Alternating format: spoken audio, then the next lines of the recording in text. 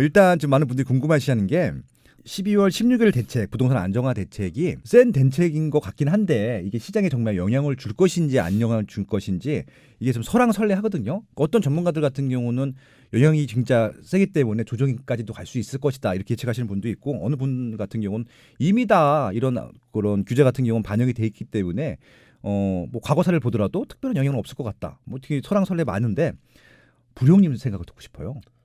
조금 세분화해서 봐야 될 것 같아요. 네네네. 그러니까 무슨 말이냐면은 그거를 뭉뚱그려 가지고 하나의 방향이 어떨까라고 보는 것 자체는 현실적으로 불가능할 것 같고요. 네.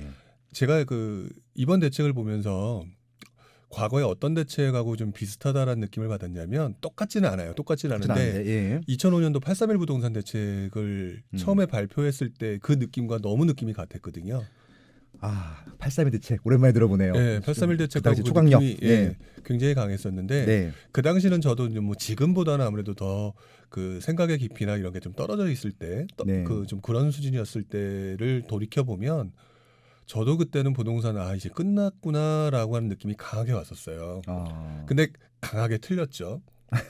근데 네. 그 부분을 생각해 보면 결국 그런 것 같아요. 지금 뭐 어떤 분은 너무 강력한 대책이기 때문에 조정이 올 것이다. 어떤 분들은 그렇지 않을 것이다라고 하는 게 자기가 경험했던 것들을 기준으로 판단을 하는 그런 지금 현상들이 지금 되게 다양하게 나타나고 있는 거라고 보여지거든요. 네네. 그래서 저처럼 기존 상황을 경험했던 분들 입장에서는 예전 대책하고 사실 알고 보면 거의 비슷하다. 왜냐하면 세금 강화라든지 공급 확대라든지 이런 대책의 내용은 지난 831 대책하고 너무 똑같다.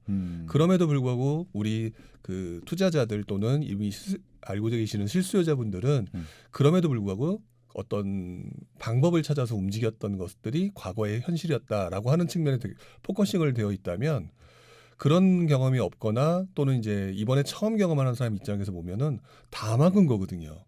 다 막았죠. 네. 살 수 있는 방법들을. 이쪽 저쪽을 다 막아버렸단 말이에요. 네네. 그런 관점밖에 보이지 않는 분들한테는 당연히 다 막았으니까 이젠 조정장이 올 수밖에 없지 않느냐라고 하는 측면에서 보게 되면 그것도 맞는 얘기거든요. 네네. 그래서 그걸 융합해서 보게 되면 올 초에 분명히 조정장이 올 가능성은 높다. 근데 문제는 그 조정장이 오는 과정에서 아마 내년 초에 아니 이제 올해죠. 올해 초에 이제 종부세부터 시작해서 이제 그런 어떤 그 또 다른 새로운 충격들이 계속 이제 주어지겠죠. 그 과정을 통해서 사람들이 어떻게 반응하는지 또는 그 지금 이번에 대책으로 인해서 사람들이 어떤 식으로 행동하는지에 따라서 행동의 결과물들이 어떻게 나타나는지가 조정장에서 다시 상승장으로 전환하느냐 아니면 계속 조정장으로 가느냐 이제 이 부분이 결정될 거라고 보여지는데요. 현재로서는 전세 가격이 가장 큰 문제가 되지 않을까라고 하는 게 저 개인적인 입장이에요.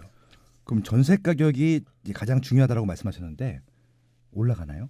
그러니까 예전 사례를 가지고 또 말씀을 드리면 네. 예전에도 종부세를 부과를 했을 때 사람들이 되게 당황했었잖아요. 그렇죠. 당황했었는데 그때와 지금하고 또 다른 것 중에 하나가 지금은 인별과세잖아요. 네. 그때는 세대별 합산과세였었어요. 그래서 헌법 불합치 판정된 다음에 헌법 불합치 판정을 받았었죠. 네. 근데 어쨌든 세대를 갖다 합산과세였다는 것 그 느낌 자체가 굉장히 컸었던 시기예요. 한번 생각해 보시면 그때는 처음으로 종부세라는 무서운 괴물이 나타났다는 거를 처음 경험했던 세대예요. 그렇죠. 종부세가 처음 나왔으니까 노무현 정부 때. 그리고 거기다가 세대별 합산과세예요. 네. 그러니까 지금 느끼는 그 충격의 강도는 아마도 그때가 더 컸을 거라는 거죠. 그렇죠. 처음이었으니까. 그렇죠.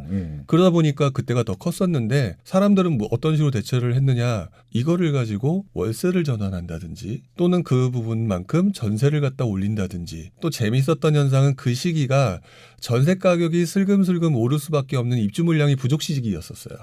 근데 이번에도 또 마찬가지예요. 네. 입주 물량이 부족 시기인데 분명히 사람들은 그때는 가장 대표적인 현상이 반전세가 그때부터 나타났거든요. 그때도 반전세가 나타났었어요? 네, 반전세가 나타나면서 네. 그때 뭐 예를 들어서 1억짜리가 뭐 5천에 뭐 얼마 뭐 이런 식으로 하다 보니까 실제 전세 물건이 없어져 버렸죠. 네네. 전세 물건이 줄어들다 보니까 그때 나타났던 현상이 결국 전세 가격의 급등으로 나타나게 되었죠. 그러니까 그런 현상들을 생각해 보면 결국 사람들은 그 종부세 강화라든지 보유세 강화라고 하는 부분을 그런 식으로 풀어나갈 수 있겠다라고 하는 것들의 경험이 있어요. 네네. 또는 사람들은 어떤 과거의 그 상황을 몰랐던 사람들조차도 이렇게 하면 되지 않을까라고 하는 부분이 전세 가격이 슬금슬금 움직였을 때 네. 그렇게 행동할 가능성이 매우 높다라는 거죠. 근데 최근에 전세가가 오르고 있다는 기사가 계속 나오고 있거든요. 그러니까 바로 그 점이 문제라는 거예요. 오르고 있다라는 기사가 결국 물량이 부족해서 오르고 있다는 얘기인데 네. 물량이 부족해서 오르고 있다는 얘기에 예. 사람들이 그 상황에 예. 나도 동참해서 이왕이면 내가 종부세라든지 보유세 부분을 조금씩 나한테 오는 부담을 상쇄시킬 수 있겠다라고 생각할 수 있는 소지가 있다라는 거죠. 그럼 결국은 2005년도 8.3일 대책의 그 이후에 있었던 현상들을 지금 어느 정도는 조금 예측을 해볼 수 있다. 그러니까 재판의 가능성이 동일할 수는 동일하지 없겠지만 않겠지만 당연히 그런 현상의 가능성이 되게 높다라고 보여지고요. 예. 더더구나 그 말씀하신 것 중에 종부세의 그 세대 합산과세가 헌법 불합치 판정을 받았잖아요. 예. 지금 종부세라고 하는 부분을 지금 제대로 이제 늘리기 위해서 또는 기타 뭔가 늘리기 위해서 이제 국회 통과라는 것들을 해야 되는 부분이 몇 가지 있을 텐데 하필이면 또 총선이 걸려 있어요. 4월 15일입니다. 예. 총선이 걸려 있다고 한다면 이게 또 다른 그 정부 입장으로 잘 되면 모르겠는데 정부 입장으로 잘 안 되고 누군가 또 야당이나 이런 거에서 또 반대가 나오고 그게 제대로 좀 안 되는 그런 모양이 나타난다면 또다시 부동산 시장을 보는 사람들의 눈을 아이 거봐. 어쩔 수 없구나라고 하는 또 다른 시각으로 바꿀 수 있는 소지도 있거든요. 네네. 그러니까 사실 그래서 저는 개인적으로 올 시장은 되게 스펙타클하게 움직일 가능성이 높다. 네. 초반에는 분명히 워낙 다 철저하게 잘 막았다.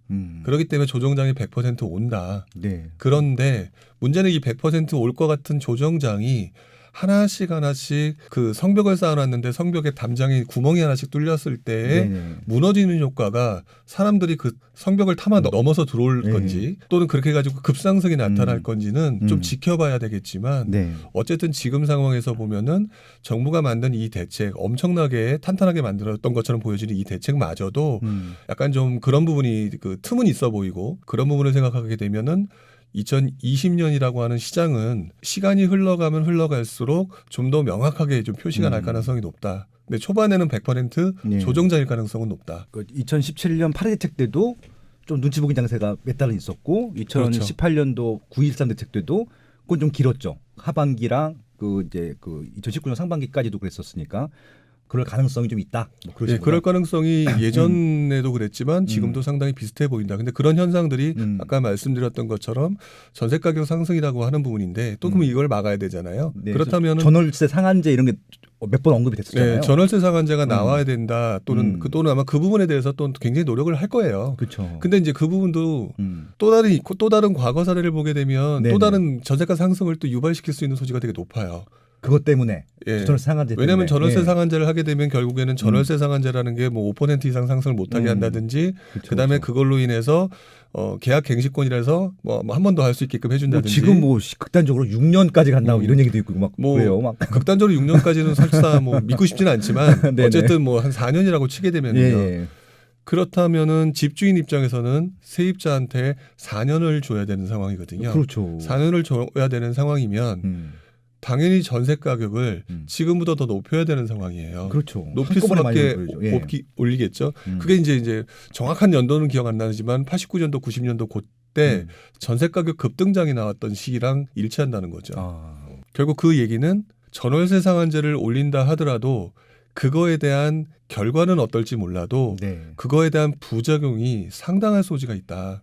그러니까 과거에 이제 전세 그러니까 1년이 의무 기간이었는데 2년을 드릴 때 그렇죠. 그랬던 것처럼 2배 늘리게 되면 그런 영향이 있을 그때도 것이다. 분명히 그때뿐이나 지금뿐이나 뭐 연세들은 다 다르겠지만 사람들의 마음은 똑같았을 거라는 거죠. 그렇다면은 그게 결국에는 전세 가격 상승으로 이어질 수밖에 없는 소지가 있다라는 거랑 또 지금 전세 가격 상승을 자꾸 얘기하는 이유는 또 있어요. 그러니까 예를 들어서 지금 청약이라든지 이런 부분들을 자꾸 이제 좀 뭐라 그럴까 공급이 이렇게 늘릴 거야 대기해 약간 이런 측면인데 지금 30대가 머릿속이 복잡해요 지금. 네, 맞 그런 것 같더라고요. 예, 30대가 머릿속이 복잡하고요. 또 30대는 아니더라도 진짜 실수요자도 머리가 복잡한 상황이거든요. 네. 근데 이분들을 움직이게 할 수 있는 가장 큰 원동 요인은 집값의 상승도 있지만 네. 전세 가격 상승이 굉장히 커요. 특히 무주택자 같은 경우는 그냥 더러워서 집 사는 거 아니에요? 그렇죠.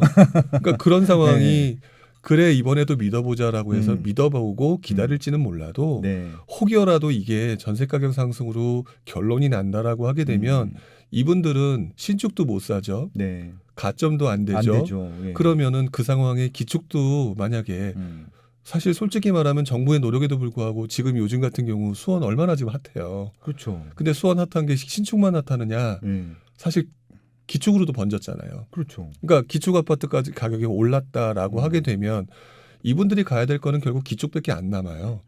그러면 기축이 안 남는 상황인데 전세 가격이고 뭐고 다 올라가는 상황이다. 근데 그렇다라고 한다면 이분들이 선택할 게 과연 꿩이냐 뭐 닭이냐가 아니라 뭐라도 잡아야 되는 상황이 돼버리잖아요. 그렇죠. 이런 상황이 과거에 저도 역시 그 당시에 아 이젠 끝났구나 절대 오르지 않을 거로구나라고 생각했던 그 생각을 바꾸게 된 게 아 이 사람들은 그 상황이 그때 주어졌던 현상들이 수많은 제약에도 불구하고 아 사게 만드는구나 라고 하는 걸 그때 저도 많이 느꼈었거든요. 그렇죠. 이번에도 그럴 소지는 분명히 있다. 그 부분에 대한 거는 분명히 고려를 해야 된다라고 보는 입장이에요. 그러니까 지금 이제 브루님 같은 경우는 정말 20년 이상을 이 시장에 있으시면서 좀 이런 다양한 사항들을 봐오셨을 텐데 저는 이제 부령님을 정말 좋아하는 이유 중에 하나가 사람들의 심리를 이렇게 제대로 말씀을 해주시거든요. 그러니까 통계 자료보다도 저는 이런 사람들의 심리의 움직임이 더 중요하다고 생각을 하는데, 그러니까 뭐 몇 프로 상승하고 몇 프로 하락하고 이게 중요한 것이 아니라 결국 이렇게 돼서 이 지역에 오르게 되고 온기가 퍼지고 그 심리가 어떻게 작용이 돼서 어떻게 이제 매수로 가는지 아니면 또 그냥 기다리는지 이런 것들을 풀어주시는데 지금 시장을 말씀해 주시는 것들 가지고 아마 2020 시장을 좀 예측해 보시면 좋을 것 같은데요. 아무튼 2020은 스펙트럼이 다양해지겠지만은 어떻게 보면 명쾌하면서도 좀 힘든 시장이 될 수도 있을 것 같다. 예, 그런 말씀을 해주신 것 같습니다. 지금 이제 수원 말씀해 주셨는데 작년 초에 저희 바세토론 처음 할 때 네. 그거 이제 저희가 유료로 처음 했던 방송인데 그때 부련님께서 두 지역을 말씀해 주셨어요. 수원하고 인천을 말씀해 주셨는데 다 올랐더라고요. 예, 거의. 그때 아마 투자자 관점에서 말씀해 주셨을 텐데, 그러니까 이게 투자자들은 조금 미리 움직이잖아요. 그러니까 이것들이 심리가 그렇게 퍼질 거라는 것들을 다른 지역, 메인 지역에서 퍼져나가는 것들을 미리 예측해 주시는 것들이잖아요. 그래서 바세 토론을 좀 많이 들어주시고 이 방송을 좀 1년 동안 꾸준히 들어주시면 이런 것들도 좀 같이 좀 생각해 볼 수 있겠다. 예, 그렇게 좀 제안을 드려보고 싶습니다.